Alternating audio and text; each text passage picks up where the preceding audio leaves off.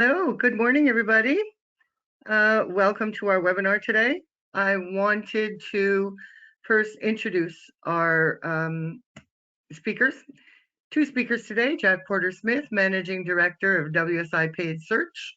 Jack has been in the digital marketing industry since early 2006. And ever since, he's been scaling up his marketing and advertising agency, WSI Paid Search. His associate Managing Director, Uzman Amjad, is our second speaker.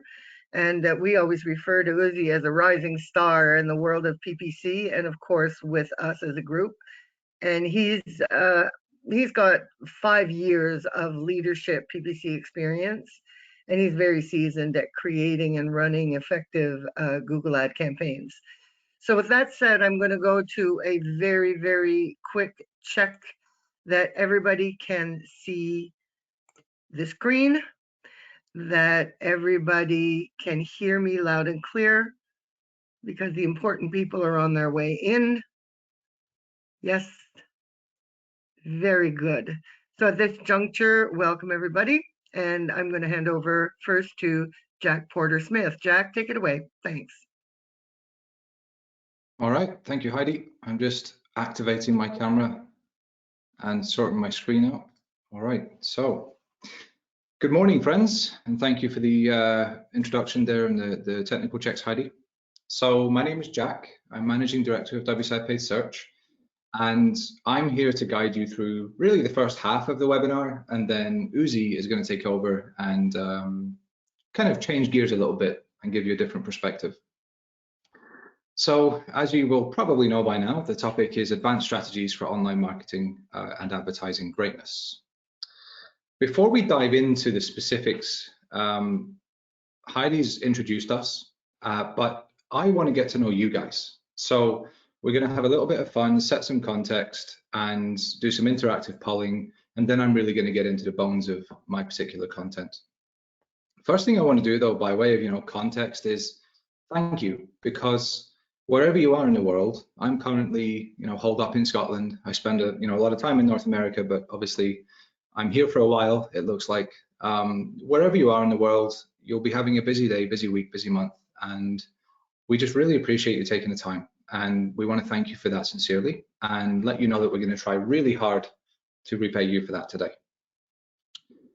As per why we're here, well, we like educating people. That's what we have fun doing, and it's what we have a track record of doing. For the last 18 months before this whole pandemic hit, we were touring the Americas with Google and on our own, putting on events, coast to coast and then round again. This month we should have been in New York and Toronto and Philadelphia putting on events. Maybe you were going to be at one of those events. So we're making the best of it and doing webinars instead because we still want to help people. As for why you're here, I'm going to find that out in a minute to an extent with our interactive polling. But if I can finish by just spending a few seconds on who we are so that you know who you're hearing from. As Heidi says, I've done this for nearly 15 years. When I say done this, in 2006, I was a junior campaign manager, came my way up through the ranks. And as an agency, WSI Paid Search is based in Toronto, and two very simple facts. Our purpose is to help people, and the niche with which we do that is PPC, or paid media. And that's it. That's all I'm going to say about us the whole day.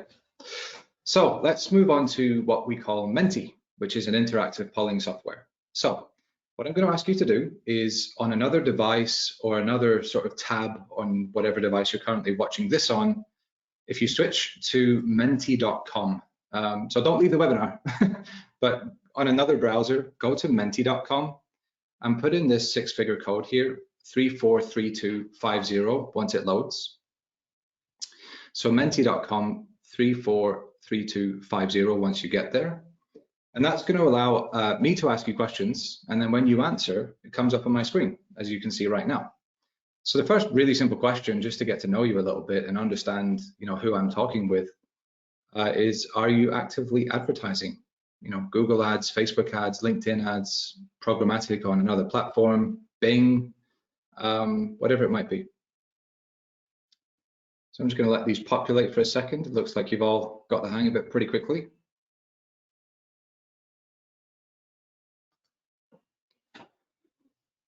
So as we are at 43 answers, 44 now, I can see there's a pretty clear trend emerging. 3/4 of you are actively advertising, 1/4 not. Whichever bucket you're in, that's perfectly okay. What we talk to you about today is applicable. Obviously, if you're currently running campaigns, you can take that straight away and improve what you're doing. If you're not, it will help you plan maybe a relaunch or a future strategy and equally benefit you. All right, so thank you so much for your answers. I'm going to move on to the next one. So you should see me moving on to the second question now. And that is, keeping up with the latest strategies is hard. Yes, no, or sometimes. So what I mean by latest strategies is, latest developments, new campaign types, new betas, new best practices, new platforms altogether, whatever new means to you. So again, as we tip past the 40 responses mark here, I can see that so far not a single person has said no. So we have a very honest group here, and that's fantastic. Obviously, I'm not happy that you find it hard, but I'm happy that we're on the same page, because I also think it's hard. And 60% saying sometimes, 40% saying yes. I totally agree. It is hard. Even as someone who's done this for many years, I find it hard. If I didn't have a team around me and our Google and Facebook team supporting us, I often wonder where I would be. And if I took a 3-month vacation, I think I would come back and struggle to get up to speed. So the purpose of today's webinar is really to help you as it relates to demystifying a few advanced strategies and methodologies to help you get ahead and improve your campaigns. So thank you all so much for your answers. We are going to come back and do another Menti later in the presentation, but for now, I'm going to take you back to my presentation. So there's really 3 things I want to talk about: the power of online advertising, what advertising greatness is, and innovation. To begin with the power of online advertising, for me, it's a very obvious statement to say that online advertising is powerful. I get that, we all know it, but it's about the balance with that mindset and consideration. So clearly, for the last 15 to 20 years, Google Ads, Facebook Ads from 2007, and other platforms and advertising tools have played their role in helping businesses expand into new geographies, in launching new products, in going into new countries altogether, in starting from nothing and reaching significant growth, in launching brand new product lines, and these kinds of things. And it's true, and it is a fair expectation. I think we all look to these tools as something that should be doing that for us. But I think what is not spoken about quite enough is the potential downsides as well. I have seen companies get into a real tight spot with their online advertising. Now, that tight spot can be, one example I'll never forget is a business came to us and said, hey, we've basically lost $400,000 in Q1. We don't know how or why. We thought we were doing the right things. Help. So that's quite an extreme example. I have seen companies get sued because of their online advertising, breaching policies, accidental trademark infringements, all kinds of things like that. And even if it's not something as drastic as that, I've seen a lot of missed opportunity. So all that to say, I think online advertising is great, and you can and should expect it to do good things for your business, but with the right consideration. And with that consideration should come due care, diligence, and respect. So the title of the webinar is Advanced Strategies for Online Advertising Greatness. So it's a fair question to ask, what does greatness mean? Now, if you've been following our work and our narrative and our messaging for the last 1 or 2 years, you might already know what I'm going to say. It is not a number. It's not a particular percentage, metric, KPI level, nothing like that. To be honest with you, it's a feeling. It's a sensation. It's a gut instinct. It is a feeling that you are excited about your online advertising. Like even as a PPC agency owner, right? We're launching our agency's PPC programs, or relaunching them in the coming week, and I'm so excited for what we're doing with them. Genuinely passionate and interested in them, and that's something that I want for everyone. Now, the reason I'm interested and excited and feel good about that is because I know it will do good things. I have a certain degree of predictability with it, and I know that Once the predictability is proven, I can repeat and scale to achieve my business objectives. And that sense of knowing, that almost serenity that if I do this, it will result in that, that's powerful as a business owner. And that is ultimately what advertising greatness is. And if you don't have those feelings, if you don't have those levels of confidence, you are not achieving advertising greatness. And I know from our mentee that we just did 5 minutes ago, more than, I think, 3/4 of you are actively advertising. So the question is, do you all feel great about that? And I guess that's a loaded question. And I know that the resounding answer is not going to be yes, absolutely. And that's why we're doing this, to help you today. So as my final piece before I hand over to the star of the event is innovation. Like I said, over the past 18 to 24 months, we developed this kind of narrative about the 10 blocks to advertising greatness. Where that came from was, over my career, as our 7 years as an agency, and a bunch of other factors, we've obviously seen a lot of businesses. That doesn't make us clever. We've just seen them, right? They come and go. We interact with them. We meet them at a conference, they're clients, whatever. And we've seen lots of wins, but also a sufficient or more than sufficient amount of failures. And failures can mean completely failing altogether, like an example I gave earlier, losing lots of money, getting sued, etc. Or it can simply mean failing to get the maximum out of your activities. Either way, it's a fail in my book. So we looked at why businesses fail, and we kind of took a very long list and condensed it down to the root causes. And that's the 10 root causes you see on my screen now, the 10 blocks to advertising greatness. These are more executive level issues. They're business decision-making issues. They're not tactical, because tactics come and go, but best practices and ways to go about success do not. So that's the context for why this list is here. Now, I'm going to talk to you today specifically for about 5 minutes on the innovation block, number 4. Accepting that you might be curious about the others, we kind of thought ahead and developed an ebook for you. So you can see the preview of it on my screen as well. And if you look in the GoToWebinar panel, in the handout section, you'll actually see the PDF, and you can download that PDF and read it at your leisure, share it with your team. And I would advise you print it off and make sure you treat it as something that you're always referencing. So without further ado, let me just spend a few minutes on innovation. PPC is definitely a war, not a battle, in the sense that you must continually move forwards and challenge what is possible, and never assume that what worked yesterday will work today or tomorrow.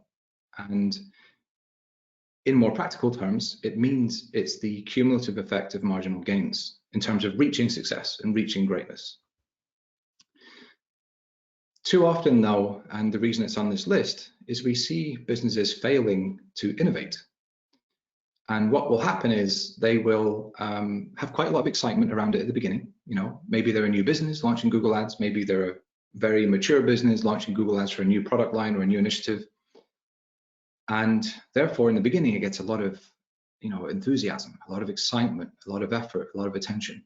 But then it reaches a certain point in time or performance where that fades away, and the proactivity reduces, the care reduces. And the result of that is you get basically left behind and out of date. Now, I'm not saying that happens overnight, by no stretch, not always overnight.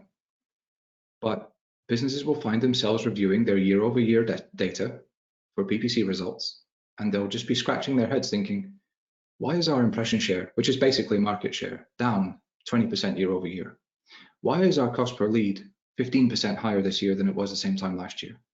Why are our overall leads or sales down? And this is why. It's because you're lacking innovation. It's because you've stopped. So when we talk about innovation, it's a habit. And it's something that you, as the business leader or marketing decision maker, need to continually stimulate within the business, whether that's with your in-house team or your external agency or something else. And it doesn't have to be chasing every shiny object and doing 53 experiments a month and doing every beta that comes out. Nothing like that. It can just mean doing the basics. So to me, basics, for example, it's very common for a company to find some level of success with PPC, but then 12 months later, they're still using the same landing page, same campaign types, same ad creative, same keywords, same bidding methodology, and then they start sliding backwards. So if you consider those items as some examples of the basics, why don't you commit to doing one landing page split test a month, right? That's not a huge ask. Just split your traffic 50-50 between your existing best performing and a new idea. Why don't you commit to rotating your ad copy every 2 weeks? Why don't you commit to doing one beta with Google or Facebook once a quarter? Just use basic things. It's not a huge ask, but that hygiene will keep you ahead. Kind of micro innovation building up to a cumulative innovation effect. I also believe in doing the basics well. One of my favorite examples of innovation is a client of ours, and the campaign itself is incredibly basic. The strategy is incredibly basic, yet enormously successful, and enormously more successful than I would wager 9 out of 10 of their competitors. The basic gist is they're a plumber in Chicago. They do lots of things, but one of their primary points of focus is clearing or fixing blocked or broken pipes. These are typically occurrences when there's adverse weather. So if it's freezing or snowing or heavy wind or rain, right, just anything that would typically cause domestic or commercial pipes to get blocked up or cracked. So we ran the campaign for a couple of months as it was, just a search campaign with basically typical keywords you would expect, sewer, plumber, fixed pipes, those kind of just straightforward keywords. And we didn't do remarketing because it's an emergency service. You need it or you don't, right? After a couple of months, we realized that we were having good days and bad days. And the main dependency on that, like I said, was the weather. So we wrote a script. Now, scripting, as it relates to Google Ads in this case, is basically inserting code into your campaigns to tell them to do very advanced things based on advanced scenarios, circumstances, or data. And one of their greatest strengths is they can connect to third-party data. So we told this script to monitor the weather 24/7 in all the different little areas that this client services around Chicago. And when the weather is bad, like rain, snow, wind, etc., when pipes are more likely to have trouble, we tell, the script, not us, the script puts the campaigns into overdrive. It increases the bidding aggression, it increases the ad schedule to 24/7, it increases the daily budget, etc. Because in that moment in time, that's when we want the most traffic and visibility, because conversion rates from telephone call to confirmed job or sale are at their highest. Conversely, when the weather is fair, there's not much chance of pipes cracking or people being flooded, the script does the opposite and kind of puts the campaigns into a rest mode. It doesn't turn them off completely, but it slows them down, reduces the daily budget, reduces the bidding, doesn't run 24/7. And thusly, with an extremely simple campaign, we drastically increased the return on investment just with that one little piece of innovation. Now, when we did that script, we didn't know if it was going to work or not. But that's why you must always have an ethos of testing and pushing the boundaries, even if something is currently working quite well.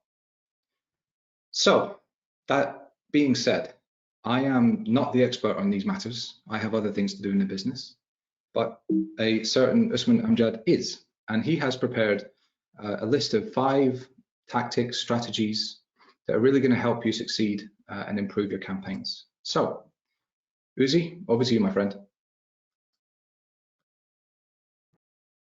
All right, thank you, Jack, and good morning, everyone. Greetings from cloudy, rainy Toronto, Canada. Now, I only have 15 minutes to go over several tactics with you, so I'll save you the long-winded introduction.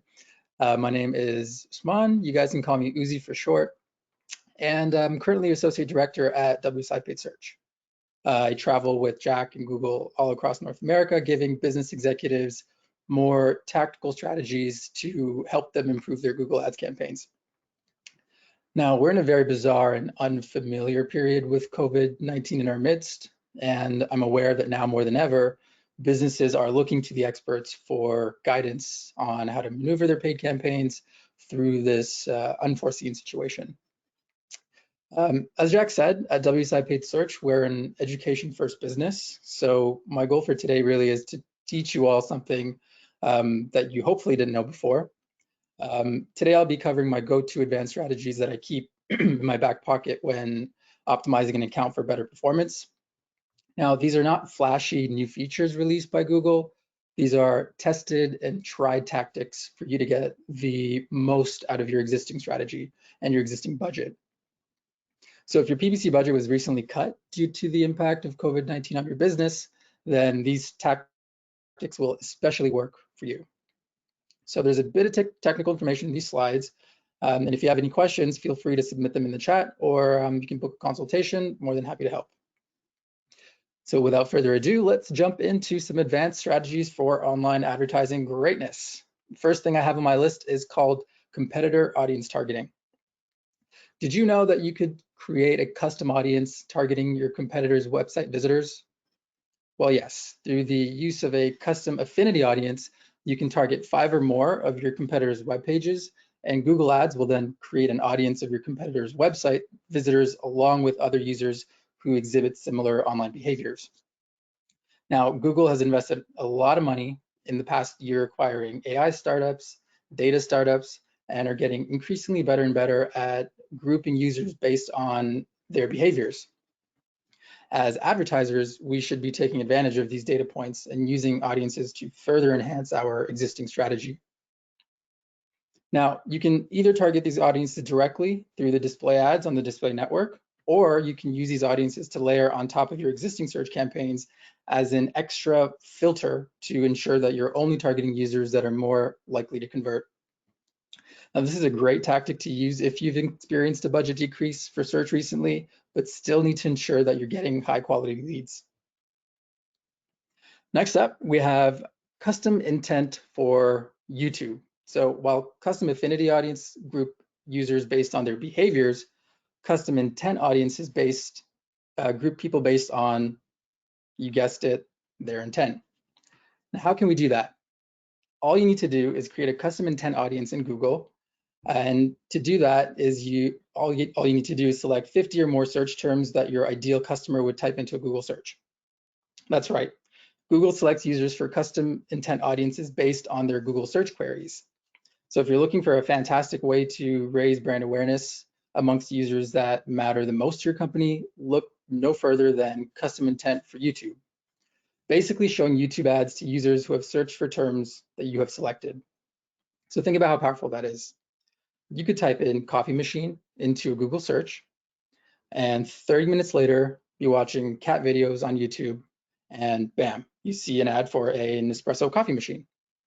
As an advertiser, you can also target your competitors' brand keywords. How cool is that?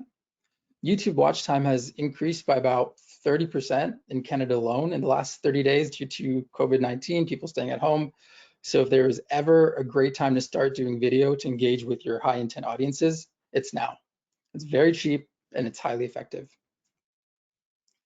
Next up, I would like to talk about something called Super RLSA, which is a little secret tactic of mine that is not very well known. And it's called Super RLSA. If you haven't heard it before, it's fine. It's because I made it up. So for those of you who don't know what actual RLSA is, it stands for remarketing for search ads. Basically, it means limiting your search ads to only users who have visited your website. Now, because you're only targeting your existing website visitors, your conversion rates will be significantly higher. But because you're only showing your ads to people who know your company and are familiar with your brand, your overall traffic is most likely going to reduce. Even if your conversion rate does go up, your overall conversion volume is likely to decrease because, again, you're only targeting people who are familiar with your brand and have visited your website. So how can we keep that conversion rate high, but also ensure that our campaigns aren't throttled for traffic? That is where Super RLSA comes in. So Super RLSA is essentially the tactic of targeting relevant audiences on Facebook, Instagram, Twitter, and then getting a lot of cheap traffic, cheap qualified traffic to your website. These users may not be ready to convert then and there, but they clicked on your company's ad for a reason. When they are ready to convert and they do a Google search down the road and see your ad, they're more likely to buy from you versus your competitor because they've already visited your website and are familiar with your brand. Now, this is a great tactic if you're in an industry like legal or software sales, where I'm sure you're aware the cost per click can easily be above $30, $40, $50 per click. Super RLSA is an excellent way to supplement your campaigns with more cheap, qualified traffic without negatively impacting your conversion rates. Next up, I want to talk about some advanced remarketing strategies. Now, in this time, it is more important than ever to make sure that your marketing campaigns are set up to succeed because it's a cheap, easy way to get qualified traffic. And the girl on my slide is crying because she's so upset that businesses still don't know how to retarget their website visitors properly. So here are my 4 best practices to ensure that your marketing campaigns are performing their best. First is make sure that you're retargeting users at different stages of the funnel. So if someone visits your pricing page, they should be shown a different ad than someone who just visits your homepage for 10 seconds. Make sure you're retargeting through video. It's a very cheap, effective way to build your brand and engage your audience in a way that's more dynamic than just a text ad or an image ad. Make sure you're changing the membership duration depending on the sales cycle. For instance, so Google remarketing lists by default are set to a 30-day audience list, which means after 30 days, audience members will be removed from that list. Now, if you're in software sales, the sales cycle is a lot longer than that. It could take potentially months to complete a sale. So you need to make sure your membership duration is increased to maybe 100, 200 days, depending on how long it actually takes for your sales cycle. Vice versa, if you're in the e-commerce and retail space, you don't want that list to be too long. You know, if someone visited your website, you want to make sure that you're retargeting them within 7 days of them visiting your website and not too much longer after that. And last, for the best retargeting strategies is to use negative retargeting lists. So not everyone who visits your website is an interested customer. You know, if your company is well known and you get a lot of job applicants, make sure your careers page is added as a negative list in order to ensure you're getting the best possible click-through rates as well as conversion rates. These 4 tips will keep your remarketing campaigns performing at their most optimal levels, and they're very, very, very easy adjustments to make. Last and not the least, I have a tactic for those of you who operate in the e-commerce space. Now, this is a really cool tactic that I don't think anyone really knows about. Most of you, I'm guessing, know what dynamic remarketing is, which is when you're shopping online and then products start following you around everywhere. Unlike dynamic remarketing, though, which is focused on getting the most value out of your existing customers, dynamic prospecting is used to acquire new customers. So how that happens is dynamic prospecting uses machine learning to get an idea of what potential buyers are looking for. And once the system knows what the user's after, it combines that possible intent with demographics-based information, such as age, gender, household income, and then it'll match that user to a product in your feed. And the products in your feed are evaluated based on performance, relevance, and other factors to determine which ones are most likely to catch the user's attention and lead to a conversion. The difference makes dynamic prospecting the preferable method if you're an advertiser that is looking to acquire new customers, or if you're just a new advertiser trying to make your spot in the market. And that's all, folks. Those are my 5 top underused, highly effective advanced tactics for today. Going over them one last time, they are competitor audience targeting, custom intent audiences, super RLSA, advanced retargeting, dynamic prospecting, and that is all. Hopefully you guys learned something useful. Thank you for your time. And now back to Jack for the final Menti and a quick question and answer session. Thank you very much. Thank you, Uzi. And you are 5 minutes ahead of schedule as well, so extra efficient. Although I have to say, you sound like you've been doing too much karaoke to keep yourself occupied at home with that hoarse voice of yours. I know, I should have drank some more.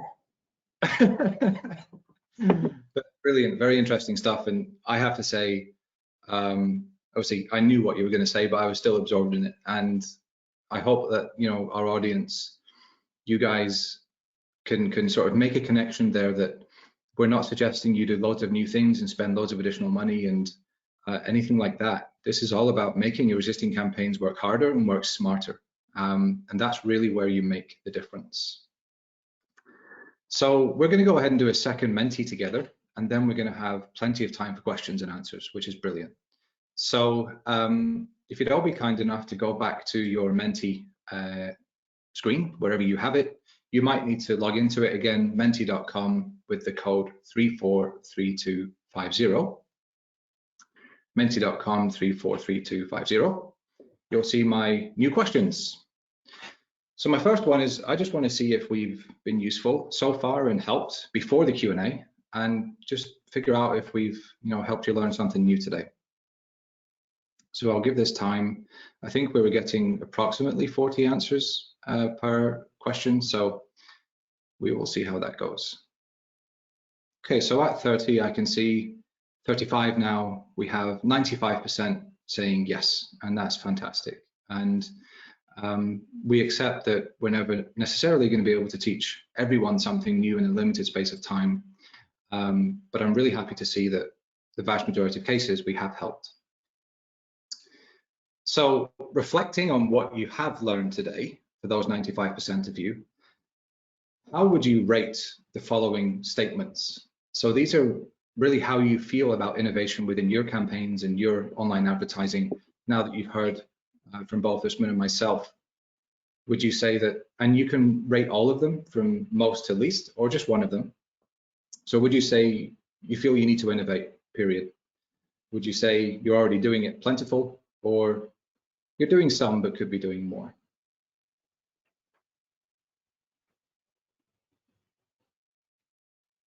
Just while we wait for the answers to come in, I hope you're all enjoying using this tool. If you haven't used it before, it's a fantastic piece of equipment, and really helps us gauge how you're all feeling in real time and make sure we're on the same page. So as we cross the mid-30s, I can see that the overarching agreement is that most of you are innovating, but you could do more. A still healthy percentage of you need to innovate, period, which basically means you haven't been doing a great deal of it so far, and that's okay. Today is not to beat you up. It's not to make you feel bad about yourself or your actions. If you have been lacking in innovation to a larger or lesser extent, you know, that doesn't matter anymore, right? It's done. Maybe you had competing priorities. Obviously, we've got a pandemic going on. Maybe you just inherited the situation. Maybe somebody let you down. It doesn't matter why, but what does matter now is that you take the relevant action from, you know, the information you've received today to turn that into knowledge to allow you to pursue advertising greatness. So I have one more slide in Menti here, and I'm just going to explain exactly what it is, and then we're going to go and do the questions and answers. We really, really enjoy educating and helping. We like seeing light bulbs going off. We like solving problems. We like seeing businesses succeed. Though there's a limit to what we can do in a group capacity. And therefore, sometimes after we've done events or webinars like this, some percentage of the audience like to have a one-to-one conversation with us so that we can tailor our recommendations and advice to their precise needs and desires. So if you fill out this little form within Menti, almost immediately after the meeting, you'll receive a link to my personal diary, and you'll be able to pick a 30-minute slot of your choosing. I absolutely guarantee and assure you it will be free and it will be no obligation. Not only will it be no obligation, I'm not even going to sell you. I'm going to answer your questions, I'm going to help you, and I'm going to wish you a very good day. Now, the reason we do this is because we've been doing it for a couple of years between events and webinars and other things. And we've just found that the more we help people and put good things into the world, the more good things happen back to us. And that might be you leave us a review on LinkedIn or Google Reviews. It might be you recommend somebody to us. It might be that one day you decide you need to switch or acquire a new marketing agency, and you give us a call. But I want you to rest assured there will be no expectation of that. And the meetings are just to help you in a one-to-one capacity to discuss your online advertising. So I can see a few responses coming in there. Now, as soon as in fact, what I can do is I'll leave that screen up there in case anyone's thinking about it. And simultaneously, I can flick back to the PowerPoint to begin the Q&A. So if you're still thinking about that, feel free to take your time and fill it in. I can see 9 so far, that's fantastic. And to keep us on schedule, I'm going to move us ahead to questions and answers now. So Heidi, what questions do we have? And are they for Uzi or myself? Well, they could be for either of you, actually. One question that I got was, when you're creating display campaigns, do you use keywords or do you just focus on the audiences? Sounds tactical. I'll defer to Uzi. You could use a combination. Display targeting has multiple options. You can target with topics, you can target with keywords, you can target with affinity audiences, in-market audiences. So the more audiences and targeting methods you layer, the better your conversion rate's going to be. So what I like to do is I like to set them all up as different ad groups. So keywords will be one ad group, custom intent will be another, affinity audiences will be another, and then I just run the display campaign and see which one does the best. And then I tend to take the best performing audiences and then layer them together and then combine them with search, and that's where all the fun and experimenting comes into play. But yeah, tons of other methods besides keywords. Keywords is very contextual, so if there's a keyword on that web page, it'll match, but it doesn't. Audiences are much better in terms of if you're trying to target intent and behaviors. I think that's really the salient point. Like, display targeting has really moved on from it being literal in the sense of, target this placement or this keyword on these websites, and it's more so moving into the audience's behavior and habits and potential behavior. So yeah, great question. Thank you. Any others, Heidi? Yes, and some of them are specifically related to the kind of environment that we're living in right now. Actually, you can tell me how you would want to tackle these. So I have a question around B2B. Another one that appears to be, retail sector, it would be B2C, or it could be B2B, because we do have some e-commerce clients that are B2B. And then they all really involve what's going on right now. So maybe this one should be first, and then we can tackle the other two. How can we innovate right now while the market is so volatile because of this pandemic? What should we be doing, or what should we be doing differently? Sorry. So that's a very important and quite broad question. So I'll do my best to answer it succinctly. What could we be doing and what should we be doing given what's going on? And one thing I'll say right at the outset of this answer is, obviously we drop in examples of, different industries or sizes of companies when we're talking through our content, but everything we do is universal. So, or every piece of advice we give is almost universal, apart from like the e-commerce specific example. And really it's only the slightest details that change. I think the first thing to do is check if you've been impacted. And I know that's a super, super obvious thing to say, but we have several hundred clients for context, and we have had clients, emailing us and messaging us, requesting meetings saying, because of the pandemic, we need to, business is down, we need to cut spend, we need to stop what we're doing. And of course, we've been helping a lot of our customers do that. Probably around 50 out of a couple hundred have taken a temporary pause until this thing passes because their operations are, completely shut down. But, we've had these examples where they think they're in trouble, but they're not.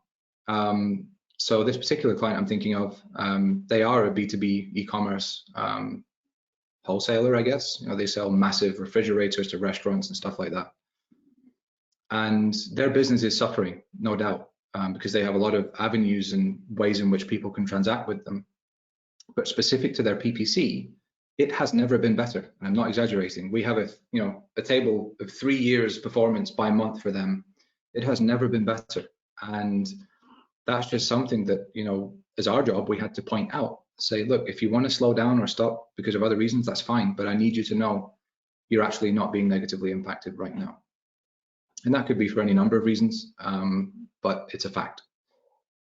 For those who are impacted one way or the other, maybe your operation, if it's a physical one or involves a lot of physical steps, maybe you are really going into a, let's pull back a little bit here and wait until this blows over. But even for the people in that category, I would recommend not entirely stopping what you're doing and really just think about changing what you're asking.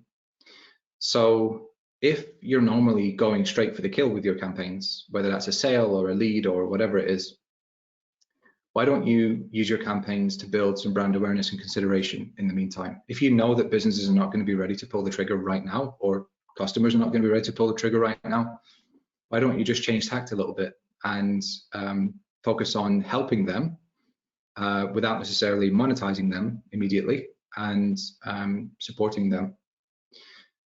The universal rule I would give to everyone is, and especially knowing that 95% of you learned something new today and the vast majority of you agreed you could be doing more innovation, is simply to look at how you can make what you're currently doing work harder. How can you squeeze more out of the lemon? How can you get more performance from the same budget? And again, that really does speak to the theme of today's webinar, inadvertently, I suppose, that you should be challenging every single thing you're doing, every campaign, every platform, every initiative, every budget. Does it need to be this high? Okay, if it's going to stay this high, how can we make it perform 10, 20, 30% better? And finally, to not be pessimistic, there are many of you who should be doing more right now. So many industries and business types are booming. Many of our clients are having their best months ever. And I'm not exaggerating, they really are. And they're not all what you would expect. They're not toilet roll companies or just the e-commerce companies that are thriving. We have clients of all shapes and sizes thriving right now. So, and my perspective is, listen, that doesn't mean it's insensitive. If in business, the only time to change what you're doing is when your environment changes. And whether that's for better or for worse, you have to adapt. And if that new environment all of a sudden means more people want or need your service, give them it. There's nothing wrong with doing that. As long as you're obviously sensitive and not, overly greedy or aggressive with it. But yeah, so I was probably a bit all over the place there, but I hope there's some useful insights. Yeah, every time I talk to you, I learn something new, Jack. I had one more question come through.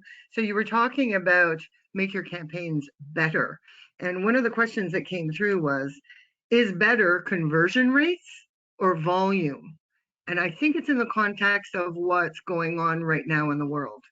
Rates, yeah, definitely. We're talking about rates. So even in Uzi's examples, and Uzi, feel free to step in, we're talking about rates here.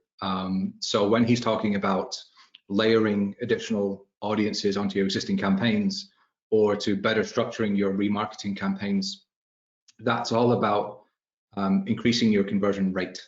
Now, that then allows you to do one of two things: keep your budget and therefore click volume at the same level, which means with an increased click-through conversion rate, you have more volume of sales. But what it also allows you to do, if you need to take a step back and reduce your budget temporarily, just for example, let's say you normally spend $2,000 a month, now you're going to spend $1,000 a month. That allows you to offset the reduction in conversion volume if you have your budget by increasing your conversion rate. So in the end, it all comes down to rates. So we are almost at time. I still have probably one more question that we really should answer if we can. If you can stay on 1 or 2 minutes more, and then we can probably close off. Is that okay? Yep, let's make it super quick, 30 seconds. Okay. So what are you seeing with businesses servicing the service sector? And I think you may have covered some of this in your previous answers, but just wanted to make sure I got it in. what are we seeing with businesses servicing the service sector? So a lot of that by default means you're talking B2B for the most part. If you're servicing the service sector, you're servicing businesses who serve consumers. Well, one of the examples I gave, the wholesale restaurant equipment, I mean, that would be a candidate where you would expect them to be struggling and suffering, but they're not.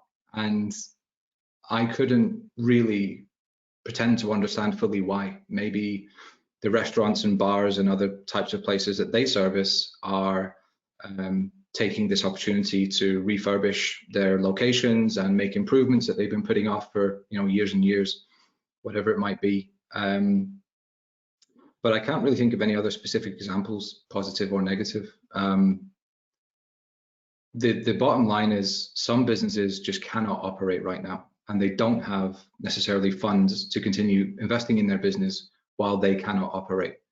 And if you fall into that category, in terms of that's your client or customer, you just have to be understanding and helpful, and maybe try to help them, like I said, serve their audiences in a different way, or just help them straight up by taking a breather from whatever it is you do for them. So yeah, fantastic.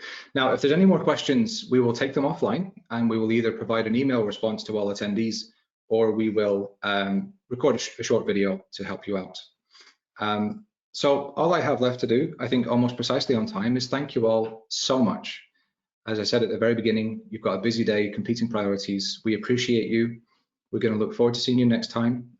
You will be invited to our next webinar, which is going to be with Google themselves, if you would like to attend, probably in the next 4 weeks.